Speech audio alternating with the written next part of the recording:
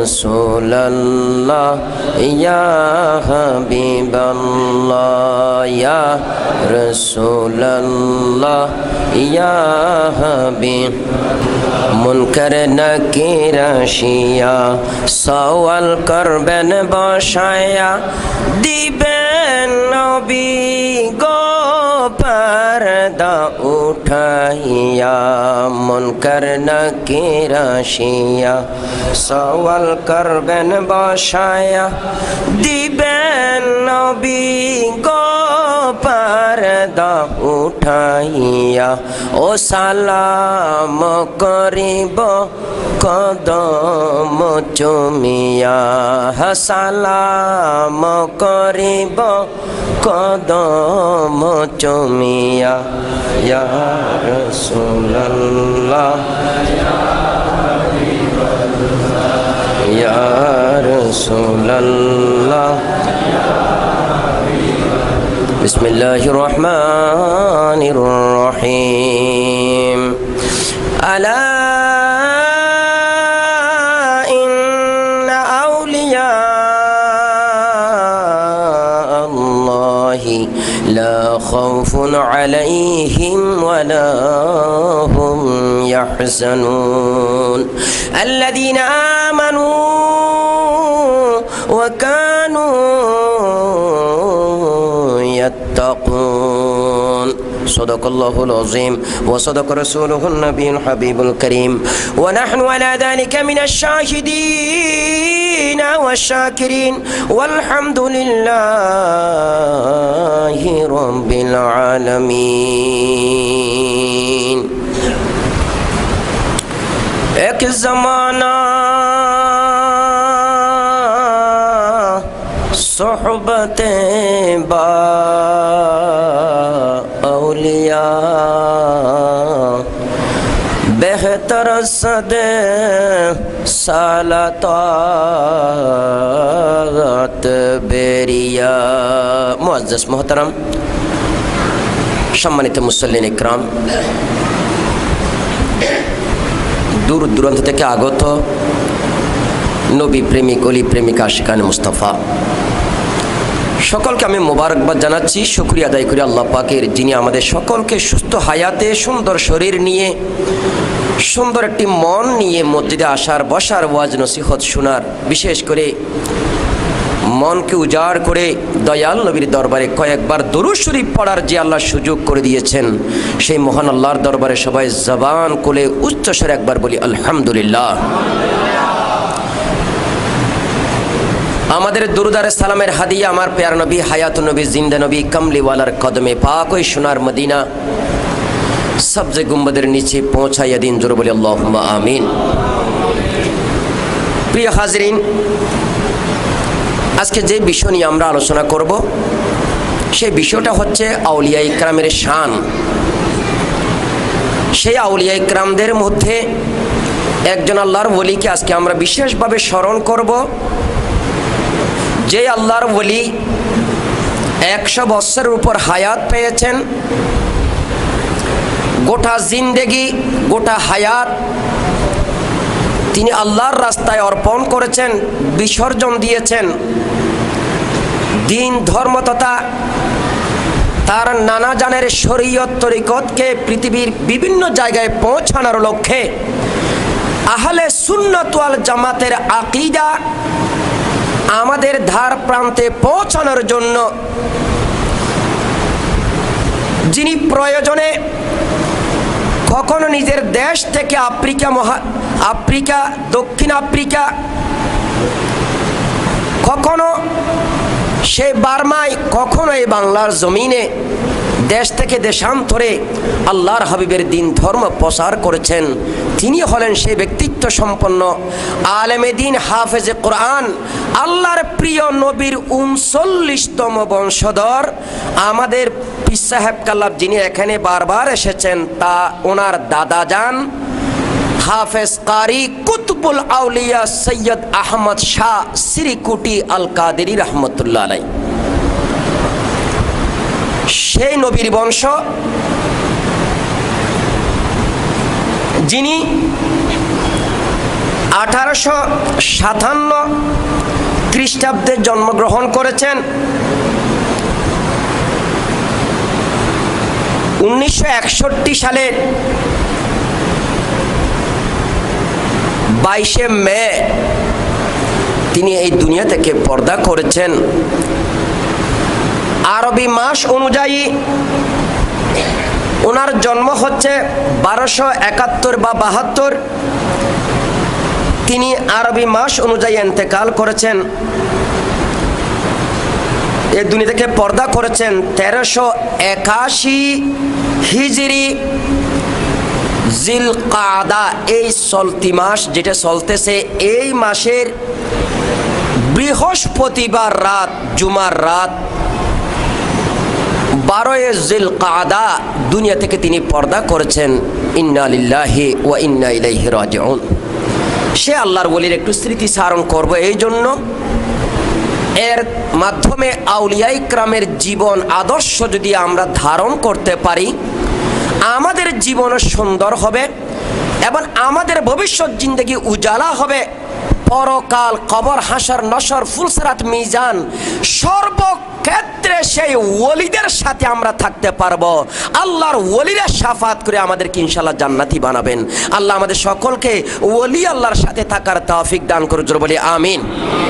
প্যারা হাজিরিন, আপনাদেরকে সহজ পথটা এই জন্য বলতে হয়, দীর্ঘ আলোচনা করা যেহেতু মসজিদে সম্ভব হয় না। আমরা বিভিন্ন মাহফিলে গেলে 2-3 ঘন্টা আলোচনা করি, কিন্তু মসজিদের জুমার আলোচনা ততক্ষণ করা যায় না। সার সংক্ষেপ, প্রতিনিয়ত আপনারা আমরা প্রত্যেকে নামাজের বাহিরে যেই সূরাটা পড়ে থাকি, যেটাকে সূরা ফাতিহা বলা হয়, আলহামদু শরীফ বলা হয়, এটা সূরা শেফা বলা হয়, এটাকে উম্মুল কোরআন বলা হয়, এটাকে শেফা বলা হয়। এই সূরার বেশ কয়টি নাম রয়েছে প্যারা হাজিরিন। এই সূরার মধ্যে আমরা একটি আয়াত যখন তেলাওয়াত করি, আল্লাহর দরবারে বলি ইহদিনাস সিরাতাল মুস্তাকিম, আল্লাহ তুমি আমাদেরকে সরল সঠিক পথে অবিচল রাখো। পথ দেখাও না, পথ দেখা তো মানে এখন তো পথ দেখি নাই না, পথ দেখা আছে আমাদের, কিন্তু এইটার উপর অবিচল রাখা, এটার উপর ঠিক রাখা, এইটার উপর ঠিকঠাক রাখা, আল্লাহর কাছে আমরা প্রতিনিয়ত দোয়া করি। চিৎকার করে বলুন সুবহান। আল্লাহ তুমি আমাদেরকে সরল সঠিক পথের উপর সর্বদা রাখো, অবিচল রাখো, এটার উপর স্থির রাখিও। তো আল্লাহর কাছে প্রশ্ন, আল্লাহ ঈমান আনার পথ তো সরল পথে আসার কথা, তো এখন এটার উপর তোমার কাছে দোয়া চাই, এটার উপর ঠিক রাখবে, অবিচল রাখবে আল্লাহ। তো আল্লাহ রাব্বুল আলামিন সেই সরল পথের পরিচয় দিচ্ছেন, নিজেই দিচ্ছেন। সরল পথ কোনটা, জান্নাতের পথ কোনটা, বেহেশতের পথ কোনটা, সেই পথের পরিচয় আল্লাহ দিচ্ছেন। বেহেশতের পথ সিরাতাল্লাযীনা আন'আমতা আলাইহিম, সোটা পথ, সোজা পথ, ওই পথ যেই পথে যাদের উপর তোমার নিয়ামত তুমি বর্ষণ করছো। চিৎকার করে বলুন সুবহান। যাদেরকে তুমি নিয়ামত দিয়েছো, তোমার নিয়ামত রাজি যাদেরকে দান করছো, এইটাই সোজা পথ। এখন প্রশ্ন হচ্ছে, কাদেরকে আল্লাহ নিয়ামত দিলেন? সারা পৃথিবীর নিয়ামত তো আল্লাহ রাব্বুল আলামিন তো অনেক মানুষকে, ইহুদি, খ্রিস্টান সবাই তো নিয়ামত ভোগ করতেছে। কেউ মন্ত্রী, কেউ মিনিস্টার, কেউ এমপি, কেউ প্রেসিডেন্ট, বাড়ি গাড়ির কত কিছুর মালিক। প্যারা হাজিরিন, তা আল্লাহ তো নিয়ামত তো সবাইকে বেশ কম দিয়েছেন। এখানে সোজা পথ যাদেরকে নিয়ামত দিয়েছেন, তো এই আয়াতের ব্যাখ্যা সহজে বুঝে আসে না। পৃথিবীর সবাই যদি আল্লাহর নিয়ামত পায়, তো সবাইরে তো আমরা অনুকরণ করতে পারি না। ওবামা আমেরিকার প্রেসিডেন্ট, সে তো বড় নিয়ামতের মালিক, সেই জন্য তাকে কি অনুকরণ করে বেহেশত পাওয়া যাবে? রাশিয়ার ভ্লাদিমির, উনি তো বড় রাশিয়ার প্রেসিডেন্ট, ওনাকে অনুসরণ করলে কি আমি কি সোজা পদ পাবো? না না, এইরকম মন্ত্রী, মিনিস্টার, এমপি, শিল্পপতি, কোটিপতি, বাড়িওয়ালা অনেক তো আছে, নিয়ামত তো সবার আল্লাহর ভোগ করতেছেন। কিন্তু এই প্রশ্নের জবাব আমি আর আপনি দিলে হয়তো বিশ্বাস হবে না। আমার আল্লাহ রাব্বুল আলামিন এই আয়াতের ব্যাখ্যা বিশ্লেষণের মধ্যে তাফসীর করে দিচ্ছেন। আমার আল্লাহ নিজে সূরা নিসা শরীফের মধ্যে এই আয়াতের ব্যাখ্যা করেন। আল্লাহ তুমি কাদেরকে নিয়ামত দিয়েছো? আমার আল্লাহ বলেন, উলাইকাল্লাযীনা আন'আমাল্লাহু আলাইহিম মিনান নাবিয়্যিন ওয়াস-সিদ্দীকিন ওয়াশ-শুহাদা'i ওয়াস-সালিহিন। আল্লাহ রাব্বুল আলামিন বলেন, যাদের উপর আল্লাহ রাব্বুল আলামিন নিয়ামত দান করেছেন, যাদেরকে আল্লাহ স্পেশাল নিয়ামত দান করেছেন, তারা হলো 4 শ্রেণীর মানুষ। জোরে বলেন সুবহানাল্লাহ। কয় শ্রেণী? 4 শ্রেণীর মধ্যে কে কে আছে আমরা একটু হিসাব করে নেব। আল্লাহ বলতেছেন, 1 নম্বর মিনান নবিয়্যিন। আল্লাহ পাক রব্বুল আলামিন সারা দুনিয়ার মধ্যে যত নবী প্রেরণ করেছেন, রাসূল প্রেরণ করেছেন, সমস্ত নিয়ামত রাজি আমার আল্লাহ পাক রব্বুল আলামিন যাদেরকে দান করেছেন, ওই নিয়ামত প্রাপ্ত দলের মধ্যে প্রথম দলের নাম নবী মুরসালিনের দল। জোরে বলেন সুবহানাল্লাহ। 2 নম্বর ওয়াস-সিদ্দীকিন। সমস্ত সিদ্দিকিন অতীব বিশ্বাসী, আবু বকর সিদ্দিকের মতো যারা রয়েছেন আল্লাহ রাব্বুল আলামিন এদেরকে নিয়ামত দান করেছেন। 3 নম্বর ওয়াশ-শুহাদা, যারা কাফেরের বিরুদ্ধে যুদ্ধ করতে গিয়ে ময়দানের মধ্যে শহীদ হয়েছেন, আমার আল্লাহ বলেন ওই সমস্ত শহীদগণ তারাও আল্লাহর নিয়ামত প্রাপ্ত দল। এরপরে আল্লাহ 4র্থ দলের কথা বলেন, ওয়াস-সালিহিন। ওই দল হচ্ছে আল্লাহর ওলির দল। জোরে বলেন সুবহানাল্লাহ। তাহলে নিয়ামত প্রাপ্ত দল কয়টি? সবাই একটু জোরে বলে কয়টি? নবী, সিদ্দিক, শুহাদা, শহীদগণ, আল্লাহর ওলি, নেককার, বুজুর্গানে দিনরা।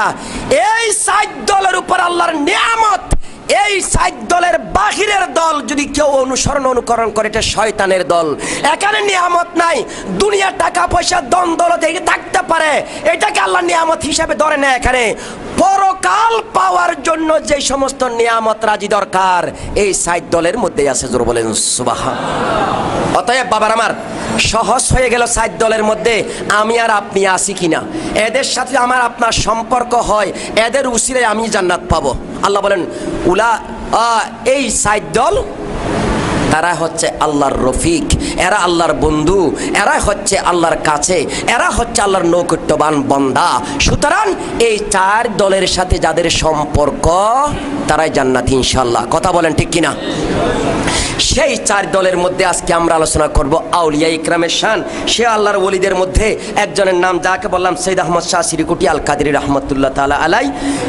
সে আল্লাহর ওলি জন্ম নেওয়ার পর থেকে তিনি জন্ম নিয়েছেন পাকিস্তানে, সিরিকুট, এটা উত্তরপ্রদেশে পড়েছে, প্রাদেশিক দেশ হাজারা এলাকায় সে আল্লাহর ওলির জন্ম নেওয়ার পর থেকে পারিবারিকভাবে বাবা জগৎ বিখ্যাত আলেম ছিলেন।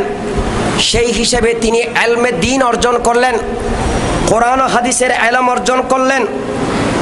অর্জন করতে উনি ওনার হায়াতের বিশেষ করে 20 থেকে 22 বছর বয়সের মধ্যে শরীয়ত তরিকতের ইলম পরিপূর্ণভাবে তিনি অর্জন করলেন এবং নিয়ত করলেন অন্য জায়গায় গিয়ে সেই দ্বীন প্রসার করব।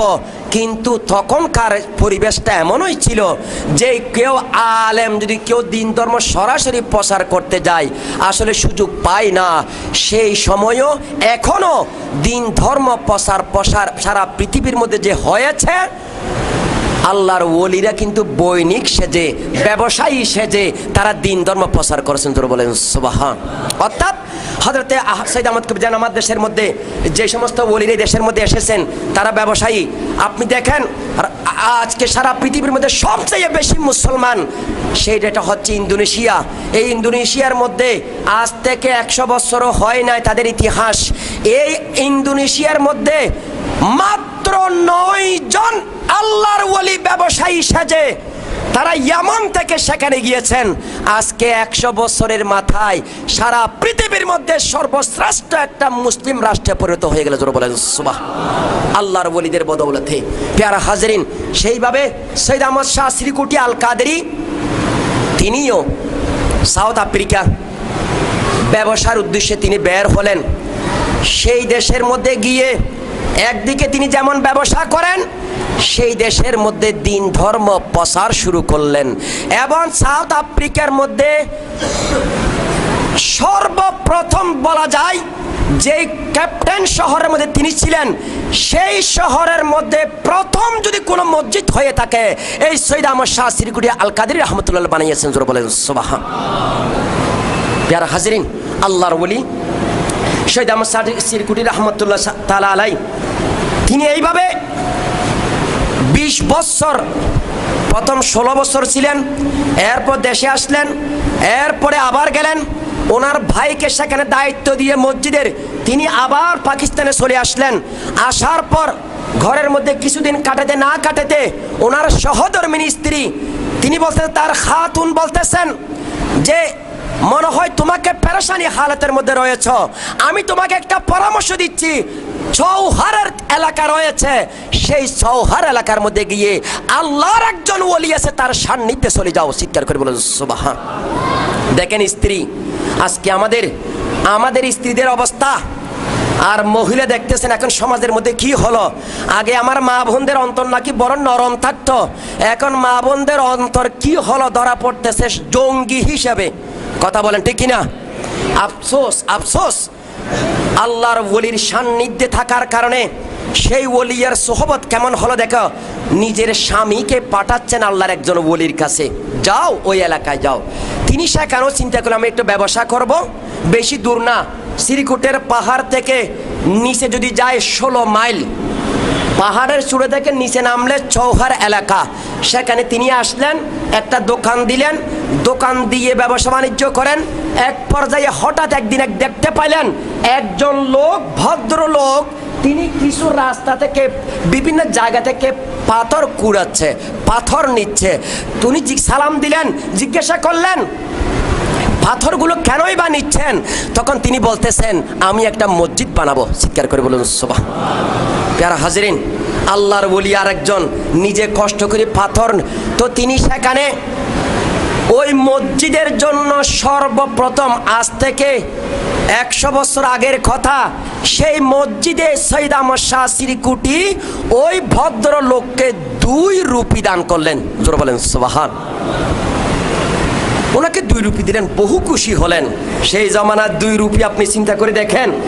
দেওয়ার পর তখন তিনি দোয়া করেন, আল্লাহর ওলি দোয়া করেছেন, শুনো তোমার এই টাকা মসজিদের, তুমি দোকান দিয়েছ, তোমার দোকান আর আমার দোকান কোনো বেশ কম নাই। এই দোয়া করে আল্লাহর কাছে ফরিয়াদ করলো, বুঝতে দেরি হয় নাই। আমার দোকানকে যখন উনি তার দোকান বলেছে, বোঝা যায় আমি আর আমার ভিতর নাই, আমি ওনার মধ্যে চলে গেলাম। চিত্তর বলেন সুবহান। যারা হাজরিন, এইভাবে আল্লাহ নবী ওলি দোয়া করলেন। ওই ওলির নাম আব্দুর রহমান চৌরবি, আল্লাহর একজন জগৎ বিখ্যাত আলেম, জগৎ বিখ্যাত ওলি ছিলেন। শুধু ওলি নয়, আধ্যাত্মিক ওলি। হিজর আলাইহিস সালাম ওনার কাছে আসতেন, এলমে লাদুনি তিনি পেয়েছেন। এলমে লাদুনি বলা হয় ওই এলমকে, যেই এলম কোনো শিক্ষক থেকে পাওয়া যায় না, যেই এলম কোনো বই কিতাবে পাওয়া যায় না, যেই এলম সরাসরি আল্লাহ কারো সিনা অন্তরে ঢেলে দেন, ওই এলমকে বলা হয় এলমে লাদুনি। জোরে বলেন সুবহান। প্যারা হাজরিন, সে আল্লাহর ওলির সান্নিধ্যে মসজিদে আসা যাওয়া, কাজকর্মে শুরু হয়ে গেল। এদিকে ব্যবসা করেন, এদিকে ওলির খেদমত করেন। এক পর্যায়ে সবাই দেখা যায় সেই দরবারের খেদমত করতেছেন। খেদমত করতে করতে উনি কোনো খেদমত পাওয়ার সুযোগ পেলেন না। এক পর্যায়ে তিনি বলেন, আমি এই হুজুরের দরবারে যে লঙ্গর খানা রয়েছে, লঙ্গর খানার জন্য আমি কাঠে রান্না করতে হয় অনেক বড়, সেই জন্য এখানে অনেক কাঠের দরকার, আমি নিজে গিয়ে কিছু কাঠ বহন করে আনবো প্রত্যেক দিন। প্যারা হাজরিন, নবীর বংশ, একটু খেয়াল করবেন, বংশ হচ্ছে নবীর, খেদমত করতেছেন একজন ওলির, আর দরবারের খেদমত করার জন্য পাহাড়ে চলে গেলেন 11 মাইল দূরে। 11 মাইল দূর থেকে প্রতিদিন কাঠ খোঁজে বেঁধে, আটি বেঁধে, কাঁধে করে করে নিয়ে এসে আল্লাহর ওলির দরবারে দীর্ঘ বছর খেদমত করেছেন। জোরে বলেন সুবহানাল্লাহ। প্যারা হাজরিন, এইরকম রাওয়ায়াত আছে তিনি লাগাতার 12 বছর পীরের দরবারে শুধু কাঠ বহন করেছেন। জোর বলেন সুবহানাল্লাহ। কয় বছর? একটু কথা বলেন, কয় বছর? High high high. এইভাবে খেদমত করতে করতে পীরের দরবার থেকে বন্ধ করে দেওয়া হলো। উনি চিন্তা করলেন, মনে হয় আমার খেদমত মনে হয় হুজুর রাগ করলেন, আজকে কেন আমার বন্ধ করে দিলেন। শেষ পর্যন্ত তিনি কাঠ আনতে গেলেন। এক পর্যায়ে দেখে দেখ কাঠের আটি যখন কাঁধে নিতে চায়, কাঁধের মধ্যে ফোড়া উঠে গেল। সেখান থেকে তিনি ফেলে চলে আসলেন। এই কাঁধের ফোড়া তার সময় লেগেছে ভালো হতে অনেক দিন, বুঝতে দেরি হয় নাই। ওনার খেদমত আল্লাহর ওলির দরবারে কবুল হয়েছে। আর এই কাঠের খেদমত করতে হবে না, আরো বড় খেদমত তার দ্বারাই নেবেন। শেষ পর্যন্ত হযরত খাজা আব্দুর রহমান চৌরবির দরবারে বাইয়াত হলেন। ওনাকে এক পর্যায়ে বলেন, তোমাকে আরো বড় ডিউটি পালন করতে হবে। সেই ডিউটি পালন করার জন্য সৈয়দ আহমদ সিরিকুটিকে আব্দুর রহমান চৌরবি পীর সাহেব কেবলা পাঠাই দিলেন, বার্মা রেঙ্গুনে চলে যাও, সেখানে গিয়ে দিন ধর্ম প্রচার করো। বাঙালি মসজিদ নামে একটা মসজিদ আছে, সেই মসজিদের মধ্যে তিনি ইমামতি নিলেন, খেতাবতের দায়িত্ব নিলেন, খতিবের দায়িত্ব নিলেন। সেখানে দিন ধর্ম প্রচার শুরু করলেন। 1 বছর 2 বছর নয়, লাগাতার 16 বছর সেখানে তিনি খেদমত করেছেন। যখন সুবহানাল্লাহ।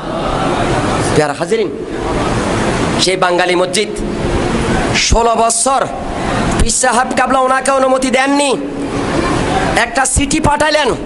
এই ইতিহাস কেন বলতেছি, আমাদের শিক্ষার কিছু জিনিসের জন্য। বাবার আমার, পীর সাহেব একটা চিঠি পাঠাইলেন পাকিস্তান থেকে সে বার্মায়। চিঠির মধ্যে লেখা আছে, একটা কিতাব পীর সাহেবে লেখলেন।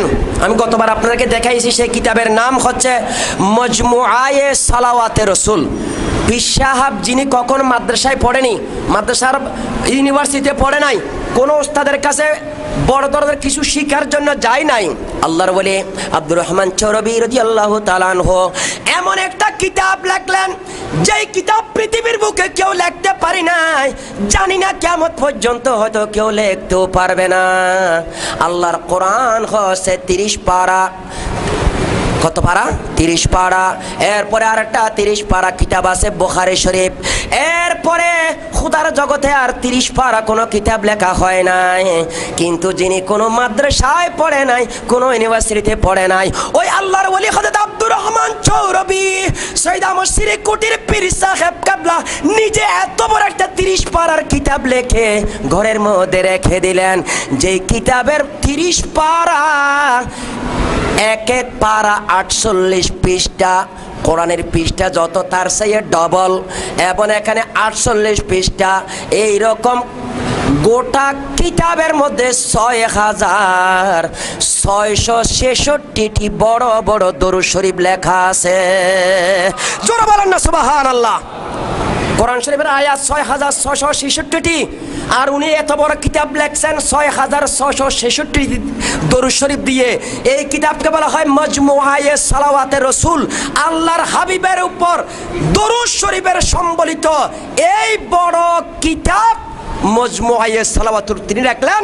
সিটিতে লেখা আছে, এই সৈয়দ আহমদ সিরিকুটি, তুমি বার্মায় থাকা অবস্থায় আমার এই কিতাব ছাপানোর জন্য টাকা সংগ্রহ করো, এবং এই কিতাব ছাপাইয়ে জনগণের সেবার ব্যবস্থা করো। চিৎকার করে বলো সুবহান। প্যারা হাজিরিন, বার্মা থাকা অবস্থায় সৈয়দ আহমদ সিরিকুটি রহমতুল্লাহ তাআলা আলাইহি টাকা পয়সা সংগ্রহ করলেন, এবং তিনি 16 বছর পরে যখন দেশে আসলেন, তিনি দেশে আসার সাথে বুঝতে 1 মাস পূর্বে ওনার পীর সাহেব কেবলা হযরতে সৈয়দ আহমদ সিরকুটির পীর সাহেব কেবলা খাজা আব্দুর রহমান চৌরবি ইন্তেকাল করেছেন। জোরে বলেন ইন্না লিল্লাহি ওয়া ইন্না ইলাইহি রাজিউন। প্যারা হাজিরিন, পীর সাহেব এর আগে একটা চিঠি লিখেছিলেন, চিঠির কথা বলছিলাম। মজমুয়ে সালাতুল ছাপানোর কাজ অনেক কাছে এগিয়ে গেলেন। 1936 হিজরিতে 36 সালে এই মজমুয়ে সালাতুল রাসূলের কার্যক্রম প্রথমবারের মতো ছাপানো হলো। আরবি ভাষায় লেখা, এটা উর্দু ভাষায় না। এমন এমন শব্দ সেখানে সংযোজন করেছেন ডিকশনারিতে পাওয়া যায় না, এটার অর্থ বোঝা যায় না। এলমাল্লাদুনি দিয়ে ওনাকে জিজ্ঞাসা করা হয়েছিল, হুজুর আপনি এটা কিভাবে লিখেছেন? উত্তরে তিনি বলেছিলেন, এইটা দুনিয়ার কোনো এলম না, জ্ঞান, বিদ্যা বুদ্ধি ইউনিভার্সিটির জ্ঞান না, কোনো শিক্ষকের জ্ঞান না, ওস্তাদের জ্ঞান না।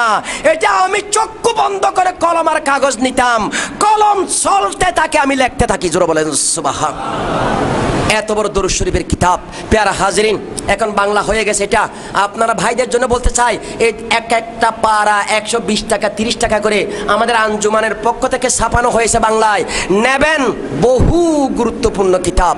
যাই হোক, সৈয়দ আহমদ সিরকুটি রাহমাতুল্লাহ তাআলা আলাইহি উনি আসার পর 1936 সালে উনি 20 সালে গেলেন সেখানে বার্মায়। 16 বছর পর যখন আসলেন, হঠাৎ একজন লোক ওনাকে দেখার সাথে সাথে বলেন, কাঁদতেছেন, বড় করে করে কাঁদতেছেন। জিজ্ঞাসা করলেন, আপনি কাঁদতেছেন কেন? ওই লোকে জিজ্ঞেস করতে, আপনি কি, আপনার পরিচয় কি? উনি বলেন, আমি আসলাম তো বার্মা থেকে, আমি তো হুজুরের মুরিদও, আবার হুজুর আমাকে লিখিতভাবে সেখানে বার্মায় মুরিদ করার জন্য সিটির মধ্যে বলেছেন, আমার জন্য একটা রুমাল পাঠিয়েছেন, সেই রুমাল দিয়ে আমি সেই এলাকার মধ্যে মানুষের তরিকায়ে কাদেরিয়ার পীর সাহেবের পক্ষ থেকে বায়াত করাই। চিৎকার করে বলুন সুবহানাল্লাহ। তখন ওই লোকটা বলছে, দাগাদি দাগাদি দাগাদি। এটা তাদের পুস্তু ভাষা, পুস্তু ভাষায় বলতেছে দাগাদি, এই গাছ, এই গাছ, এইটা তো সেই গাছ, এইটা তো সেই গাছ, এটা তো সেই গাছ। মানে গাছের নাম হচ্ছে তুত গাছ। একটু খেয়াল করবেন, নাম কি? তুত গাছ। হয়তো আমাদের দেশের মধ্যে আছে, জানি না, পরিচয় আমি জানি না। তুত গাছ পাকিস্তানের। তো এটা দেখি ইশারা করলো, বলো কি তুত গাছের কি হলো? তখন গোটা ঘটনা বর্ণনা করলো। লোকটা কাঁদতে বলতেছে, আমাকে সৈয়দ আহমদ সিরকুটি পীর সাহেব খাজা আব্দুর রহমান চৌরবি উনি আমাকে একদিন বললেন, এই আমার ভক্ত রক্ত, তুমি এই আমানত উপহারগুলো মক্কায়ে মুআজ্জামা এবং মদিনা মুনাওয়ারায় অমুক অমুক অমুক লোকের কাছে পৌঁছাইয়ে দেবে, এবং তারপর তুমি ফেরত চলে আসবে হজ এবং উমরা করে, জিয়ারতে মুস্তাফা করে। তো যাই হোক, তিনি এই কথা যখন পীর সাহেবে বললেন, এমন লোককে বললেন যেই লোকের ঘুম বেশি। কি বেশি? এত ঘুম বেশি। তো উনি চিন্তা করতেছেন, আমারে দিচ্ছে আমানত, এই আমানত নিয়ে কি আমি পৌঁছাতে পারবো, না ঘুমের মধ্যে চোর ডাকাতরা নিয়ে যায়। মনে মনে চিন্তা করতে করতে তারা ডাক দিলেন। ডাক দিয়ে আল্লাহর ওলির কেমন ক্ষমতা, এটা বোঝানোর জন্য বলছি। হয়তো খাজা আব্দুর রহমান চৌরবি তার মনের কথা বুঝতে পারলেন। তারা ডাক দিয়ে বলেন, এই লোক, তুমি আমার এই আমানতগুলো নাও। এবং গাছকে বলে, একটা গাছ কি সেরা করলো, এই তুত গাছ, এই লোকের আমানত তুমি নাও, সেই আমার আমানত নিয়েছে, তুমি তার আমানত ঘুমটা নাও। চিৎকার করে বলুন সুবহানাল্লাহ। পৃথিবীর কোন ডাক্তার সায়েন্স আজ পর্যন্ত ঘুম এটা কাউকে দেওয়া, লেনদেন করা, আমার ঘুম কম হয়, আমার বাবার ঘুম বেশি হয়, একটু বাবা থেকে ট্রান্সফার করে চার্জারের মতো একটু মোবাইল একটার মধ্যে চার্জ থাকলে আরটা না থাকলে চার্জ লেনদেন করা যায়। কথা বলেন ঠিক কিনা? এক অ্যাকাউন্টে টাকা না থাকলে আরেক অ্যাকাউন্টে টাকা ট্রান্সফার করা যায়, এক মোবাইলে টাকা না থাকলে আর মোবাইল থেকে ট্রান্সফার করা যায়। কিন্তু পৃথিবীর এখনো পর্যন্ত সেই শক্তিকর বিজ্ঞানীদের হয় নাই, সায়েন্সের হয় নাই একজন মানুষের ঘুম ট্রান্সফার করা। আল্লাহর ওলি আব্দুর রহমান চৌরবি রাদিয়াল্লাহু তাআলা বলেন, এই তুত গাছ, এই লোকের ঘুমটা তুমি জমা রাখো। চিৎকার করবেন সুবহানাল্লাহ। এই লোক চলে গেল। যাই হোক, লম্বা কাহিনী। মক্কা মুআজ্জামা মদিনা মুনাওয়ারা সব তার আমানতগুলো পৌঁছাইয়ে দিয়ে যখন আব্দুর রহমান চৌরবির ঘরে আবার যখন চলে আসলেন, তখন গাছটাকে ডাক দিয়ে বলে, এই গাছ, যার আমানত তারা ফেরত দাও। জোরে বলেন না সুবহানাল্লাহ। উনি বলতেছেন, আমি হুজুরের এই কথা বলার পর সন্ধ্যাবেলায় ঘুমাইলাম, ফজরের পূর্ব পর্যন্ত আমি ঘুমের মধ্যে ছিলাম। আমার ঘুম থেকে উঠাইয়া হুজুরে আমার খাওয়াইলেন, আমি বাকি নামাজগুলো আদায় করে নিলাম। এরপরে আবার আবার ঘুমাও, আমি আবার ঘুমাইলাম। এইভাবে ফজরের নামাজের পর থেকে ও জোহর পর্যন্ত আমি ঘুমের মধ্যে ছিলাম। এইভাবে আমার কন্টিনিউ কয়েকদিন আমার ঘুমের মধ্যে ছিল। আল্লাহর ওয়ালির ক্ষমতা মানুষের ঘুমের উপর চলে, গাছের উপর তাদের ক্ষমতা চলে। জোরে বলে সুবহান। কথা বলেন ঠিক কিনা? প্যারা হাজিরিন, সে আল্লাহর ওলি খাজা আব্দুর রহমান চৌরবী রাদিয়াল্লাহু তাআলা আনহু যারে খেলাফত দিলেন, ওনার নাম খাজা সৈয়দ আহমদ শাহ সিরিকুটি, আমাদের পীর সাহেব কাবলার দাদা যান। সে আল্লাহর নবীর বংশ, 39তম বংশধর। তার অনেক ঘটনা রয়েছে। আমি আপনাদেরকে শুধু সংক্ষেপে একটি ঘটনা বলে আজকে ওনার ইতিহাসের কথা টানতে চাই। তিনি যখন বার্মার মধ্যে মসজিদ ইমামতি করেন, ইমামতি করার সময় সেই এলাকার মধ্যে একজন লোক ছিল বড় সারাবি। আমার যুবক ভাইরা ভালো করে খেয়াল করবেন এই ঘটনাটা, এটা বাস্তব। এবং নবীর বংশ কখনো মিথ্যা কথা বলে না, মিথ্যার আশ্রয় নেয় না। এ নবীর বংশরা দেশ থেকে দেশান্তরে গিয়ে দিন ধর্ম প্রচার করেছেন। আজকে যারা দিন ধর্মের কথা বলে মানুষ হত্যায় লিপ্ত, আল্লাহর ওলিদের এটা আদর্শ ছিল না। কথা বলেন ঠিক কিনা? সবাই একটু জোরে বলেন ঠিক না? কি আমাদের ঘুম এসে গেছে মনে হয়? কথা বলেন ঠিক কিনা? তো হুজুর কাবলা অনেক মুরিদান আমার চট্টগ্রামের বাংলাদেশের ওখানে মুরিদ হয়ে গেলেন। কারণ আগে তো বার্মায় লেনদেন, আমাদের ব্যবসা বাণিজ্য অধিকাংশ বার্মার সাথে হতো। আমাদের দাদারা বহুবার গেছেন সেখানে। তো হুজুর কাবলার একজন খলিফাও তিনি, মুরিদও তিনি। নামাজের জন্য যাচ্ছিলেন মসজিদের দিকে। তার নাম আব্দুল গফুর রহমতুল্লাহ তাআলা আলাই, বাড়ি রওজান চট্টগ্রাম।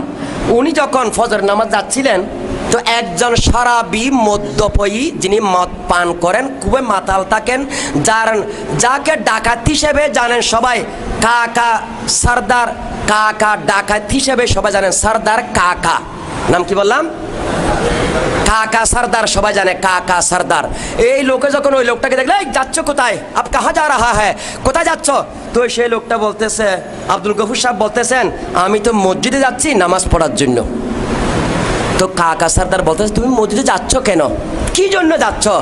তখন তিনি গফুর রহমতুল্লাহ বলতেছে, আব্দুল গফুর রহমতুল্লাহ বলতেছেন, আমি মসজিদে যাচ্ছি নামাজ পড়ার জন্য, মসজিদে গেলে জান্নাত পাওয়া যায়। জোরে বলেন সুবহানাল্লাহ। এই কথা বলার পর এরপর তিনি প্রশ্ন করলেন, যদি মসজিদে গেলে যদি জান্নাত পাওয়া যায়, বেহেশত পাওয়া যায়, তো আমারও জান্নাত দরকার আছে, আমারও জান্নাতের ব্যবস্থা করো, আমি তোমার সাথে জান্নাতে যাব, চলো মসজিদে যাব। দুজন মসজিদে বের যেতে যেতে যেতে ওখানে নামাজ সে পড়ে নাই, মদ পান করছে, তো সে দাঁড়াই আছে বাহিরে। নামাজ শেষ করেন আমাদের দাদা হুজুর কাবলা রহমতুল্লাহ আলাই। নামাজ শেষ করে যখন ওয়াজ নসিহতের মধ্যে বসলেন, তখন পিছন থেকে কাকা সর্দার বলে উঠল। অনেকে কথা বলছেন, কারণ আশ্চর্য, এত বড় একটা মদখোর আমাদের মসজিদে আসলো, ঢরে বয়ে আছে কিনা, কি করে, কি জন্য আসলো। এক পর্যায়ে প্রশ্ন করলো, কি জন্য হুজুর কাবলা বললেন, উনি কেন আসছে একটু জিজ্ঞাসা করো।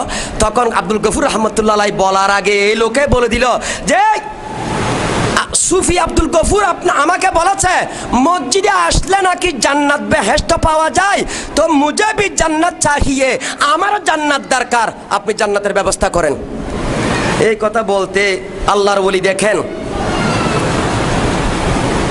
তো তিনি বলতেছেন, একটা কাজ করো, তুমি কি জান্নাত চাও? হ্যাঁ জান্নাত চাই, মসজিদে আসলে জান্নাত পাওয়া যায়, যাও তুমি উজু করে আসো, উজু করে মসজিদের মধ্যে বসো, আমার মজলিসের মধ্যে বসো, ইনশাআল্লাহ তোমার জান্নাতের ব্যবস্থা হয়ে যাবে। জোরে বলেন সুবহান। উজু করে এসে মসজিদের মধ্যে বসলো। বসার পর ওনাকে ওয়াইজ নসিহত করলেন। করার পর হুজুর কাবলা সৈয়দ আহমদ শাহ সিরকুটি রহমতুল্লাহ তাআলা আলাই ওনাকে বললেন, একটা কাজ করো, তোমাকে আমি তো জান্নাতের কথা বলেছি, সত্যিই বলেছি। ওই লোকে বলতেছেন, জান্নাত যখন আমি পেয়ে যাচ্ছি, কিন্তু আমি এমনি সহজে জান্নাত নেব না, একটু আমার শর্ত আছে। ডাকাতি বলতেছে, মদ্যপয়ী বলতেছে, আমার শর্ত আছে দুইটা। এক নম্বর শর্ত হচ্ছে, আপনার হাতে আমি বাইয়াত গ্রহণ করেছি বটে, মদ খাওয়া বন্ধ করতে পারবো না। জোর কর নাউজুবিল্লাহ, আর একটু জোর বলেন নাউজুবিল্লাহ। 2 নাম্বার হচ্ছে আমি বেশ্যাখানায় যাই, নাউজুবিল্লাহ, আমার অবৈধ আমি জানা লিপ্ত থাকি, আমি জানাই লন্ডিখানায় যাব, এই 2টি কাজ আমাকে করতে অনুমতি দিতে হবে, তারপর আপনার হাতে বাইয়াত গ্রহণ করব। হুজুর কাবলা বলেন ঠিক আছে, তোমাকে এই 2টি জায়গায় যাওয়ার অনুমতি দিলাম আমি কিছুক্ষণের জন্য, আমারও কিছু শর্ত আছে। আল্লাহু আকবার কোন। আমার কয়টি শর্ত? আমারও 2টি শর্ত আছে। শর্ত কি? আমাদের দাদা হুজুর কাবলা রাহমাতুল্লাহ আলাইহি বলেন, এ কাকা সরদার, বাইয়াত গ্রহণ করার পূর্বে শর্ত দিয়েছ জান্নাত যাবে, বাইয়াত গ্রহণ করবে, মদ খাবে, বেশ্যাখানায় তুমি যাবে, কিন্তু আমার শর্ত 2টি, একটা মনে রাখো, তুমি মদ খেতে পারো, তোমার মদের জন্য আমি অনুমতি দিলাম। শর্ত হচ্ছে মদ খাওয়ার সময় যখন তুমি কোনো খিনজির শুকরের বাচ্চা দেখবে, তখন সে মদটা তুমি আর পান করতে পারবে না। আল্লাহু আকবার বলেন। তুমি মদ খাও কিন্তু শুকুরের বাচ্চা খাইও না, শুকুরের। 2 নাম্বার, তুমি সারা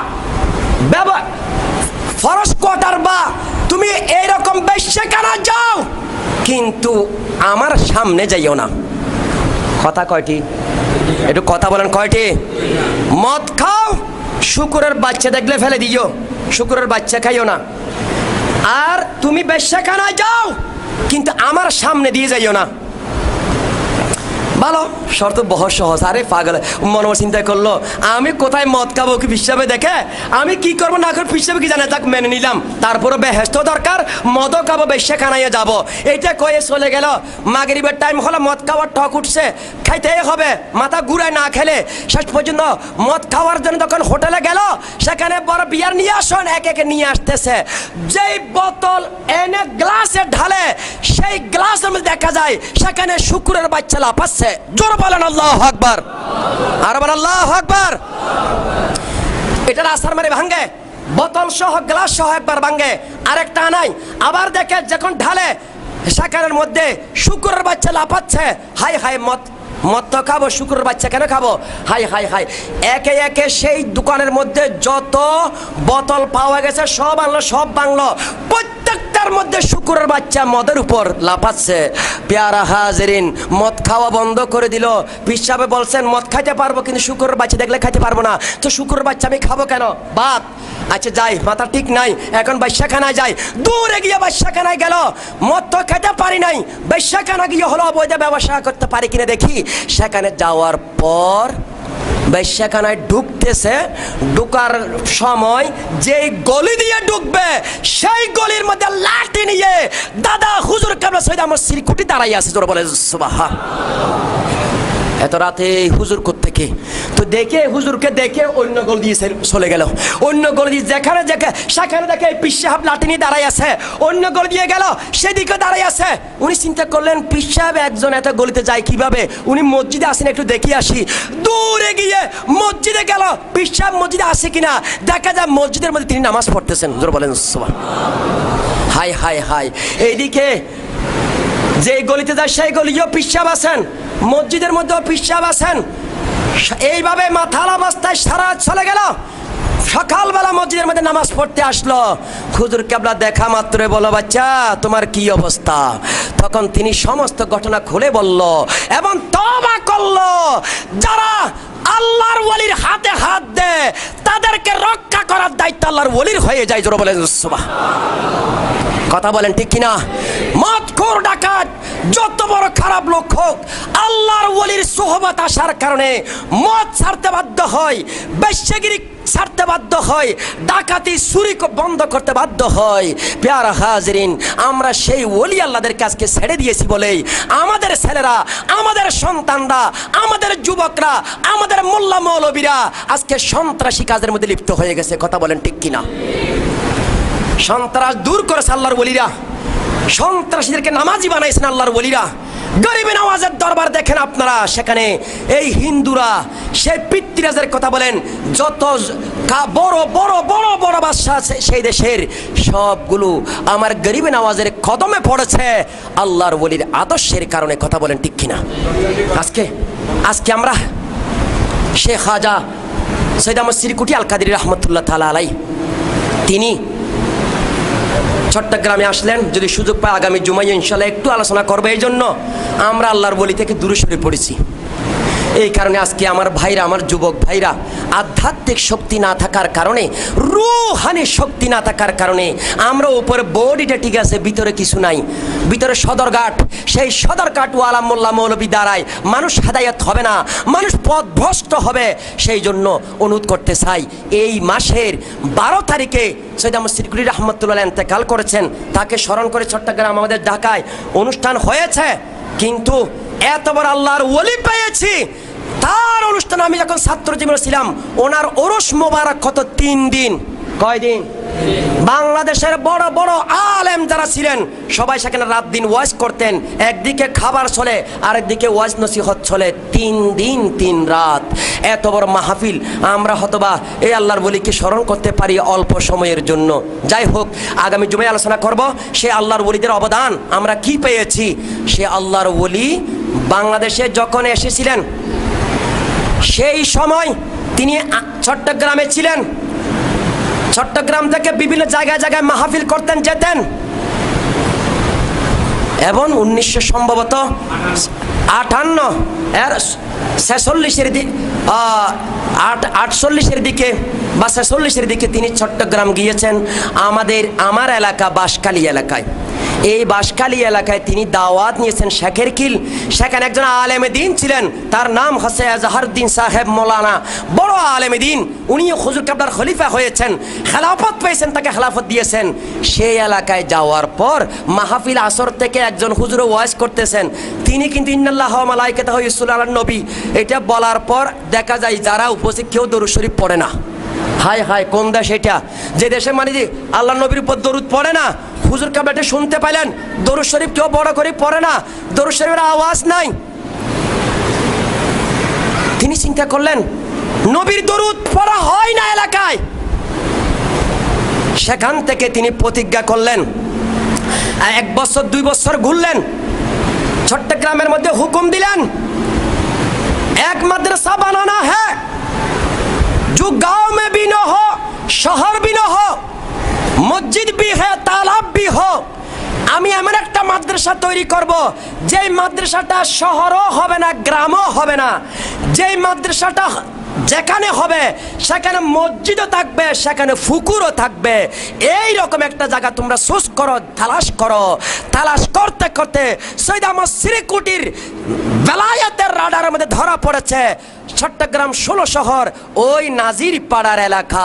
চিৎকার করে বলুন সুবহান। তিনি বলতেন यहाँ से एलम का खुशबू आता है, এই জায়গা থেকে এলমের খুশবু আসতেছে, আল্লাহর ওলির নাকের ঘ্রাণে ধরা পড়েছে। পেয়ারা হাজরিন, সেখানে তিনি মাদ্রাসা প্রতিষ্ঠা করেন 1954 সালে। এই এশিয়ার একদম আহলে সুন্নাত ওয়াল জামাতের আকীদার উপর সেই মাদ্রাসার নাম হচ্ছে জামিয়া আহমদিয়া সুন্নিয়া। এই মাদ্রাসা হুজুর কেবলা নিজে 1954 সালে প্রতিষ্ঠা করে বাংলার নয় সারা পৃথিবীর ইনসানের উপর বড় এহসান করেছেন। আহলে সুন্নাত ওয়াল জামাতের আকীদা, আল্লাহর নবীর উপর দরুদ আর মিলাদ, আল্লাহর হাবিবের ইশক আর মুহাব্বত, আল্লাহর হাবিবের তাজিম তাওকির এবং ওলি আল্লাহর সাথে প্রেম বন্ধনে আবদ্ধ হওয়ার বাইয়তের জন্য একজন মানুষের কি প্রয়োজনীয়তা তা শিক্ষা দেওয়া হবে। এই প্রতিষ্ঠান থেকে এই রকম প্রতিষ্ঠান প্রতিষ্ঠা করে তিনি এই বাংলার জমিনে বড় তার অবদান রেখে গেলেন। তার থেকে আমিও পড়ে আসছি। আজকে ওনার ওসিলায় আমি আলেম হলাম, না হলে আমার মতো মানুষ আপনার কাতারে থাকতাম। পেয়ারা হাজরিন, সৈয়দ আহমদ সিরকুটির অবদান আমরা কখনো বলতে পারি না। ইনশাল্লাহ আগামী জুমায় আলোচনা করব। আল্লাহর ওলি, তার নূর নজর, তার দৃষ্টি, তার রূহানি দৃষ্টি আমাদের সকলের উপর নসিব হোক। জোরে বলে আমিন। আর একবার জোরে বলে আমিন। যারা হুজুর কেবলার এই তরিকার মধ্যে বায়াত গ্রহণ করেছেন, আমার ভাইদের জন্য আমি প্রায় বলে থাকি, কিন্তু দুঃখের বিষয় হাত দিলেন এখানে যখন হুজুর কেবলা তাহের সাহেব কয়েকবার আসলেন, প্রত্যেকবার হাত দিয়েছেন, রুমাল ধরেছেন, কাপড় ধরেছেন, বাইয়াতের সবকগুলো পড়েছেন, এরপর আমল কয়জনে করি জানি না, কিন্তু আল্লাহর ওলির হাতে হাত দেওয়ার পর সৈয়দ আহমদ সিরিকুটি যেখানে পীর সাহেবের দরবারে লঙ্গরখানা কাঠের ব্যবস্থার জন্য কাঁধে করে 11 মাইল দূর থেকে কাঠ বহন করে করে এনে পীর সাহেবকে খুশি করেছেন, আমরা আজকে 6 রাকাত সালাতুল আওয়াবিনের হুকুম দিয়েছেন নামাজ পড়ার জন্য, এইটাও কয়জনে পড়ি। এবং ফজর নামাজের পরে দরুদ শরীফ 100 বার এবং জিকির 600 বার, মাগরিবের পরে দরুদ শরীফ 100 বার, এশার পরে জিকির 600 বার, আমরা কয়জনে বা আদায় করি? এখানে গিয়ারবে শরীফ হচ্ছে, ভাইরা ঘরের মধ্যেই আছেন, তো আমরা আল্লাহর ওলিকে বাদ দিয়ে যখন ঘরে যাচ্ছি, তো আল্লাহ কয়, আল্লাহ রাব্বুল আলামিনের এইটাই হুকুম যে যখন ওলি আল্লাহরা বাদ দিয়ে তুমি অন্যজনে খোঁজো, তো তোমার জন্য তোমার এলাকায়, তোমার রাষ্ট্রে, তোমার রাজ্যে, তোমার ঘরে ওই জঙ্গিদের পয়দা হবে। ওই জঙ্গির কারণে না তুমি অফিসে থাকতে পারবে আরামে, না তুমি ঘরে থাকতে পারবে, কারণ আল্লাহর ওলি বাদ দিয়ে তুমি যখন আরামের জন্য গিয়েছো, আমাকে বাদ দিয়ে, আমার ওলিকে বাদ দিয়ে তুমি কোথাও আরাম পাবে? কথা বলেন ঠিক কিনা? আমার অনুরোধ করব, যারা তরিকতের মধ্যে শরিক হয়েছেন সবকগুলো পালন করবেন। ইনশাল্লাহ আগামী জুমা আলোচনা করব। একটু সুসংবাদ দিয়ে দিচ্ছি, সেটা হচ্ছে আগামী শুক্রবার হয়তোবা জুমা ইনশাল্লাহ আমি শেষ জুমা পড়াবো। এরপরে ওই দিন রাত্রি রাত 10টায় আপনাদের দোয়ার বরকতে আল্লাহ পাকের মেহেরবানি প্যারা নবীর কদমের সদকায় হারামান শরীফ এনে জিয়ারতের উদ্দেশ্যে রাত 10টায় ইনশাল্লাহ আমি যাওয়ার নিয়ত করেছি। তো আপনাদের সকলের কাছে দোয়া চাই, কথায় কাজে কর্মে অনেক সময় বেয়াদবি গোস্তাহি হয়ে যায়, সবার জন্য যতটুকু আমার মনে থাকবে আপনাদের জন্য দোয়া করবো। আগামী জুমে একটু বলবো, আপনারাও আমার জন্য দোয়া করবেন। হয়তো আগামী জুমে অনেকে না আসবেন বলে আমি আগামী একটু ক্ষমা চেয়ে নিচ্ছি, সবাই মাফ করে দেবেন। অনেক কথা বলি, হয়তো বা কিছুক্ষণের জন্য টিকতে হলো, আসলে বাস্তবতার ক্ষেত্রে আমাদেরকে বলতেই হয়, সেই জন্য ক্ষমা চেয়ে নিচ্ছি। এরপরও কারো মনে দিলে কষ্ট আসলে আল্লাহর ওয়াস্তে ক্ষমা করে দিবেন ইনশাল্লাহ। আল্লাহ পাক যাতে সবাইকে আল্লাহর ঘরের, আল্লাহর হাবিবের রওজা পাক জিয়ারতের, আল্লাহর ঘরের তাওয়াফের জিন্দেগিতে মৃত্যুর আগে হলো একবার সুযোগ করে দিন, সবাই বলি আমিন। আপনাদের সালাম দরবারে মোস্তফায় পৌঁছাবো ইনশাল্লাহ, আপনারাও আমার জন্য দোয়া করবেন।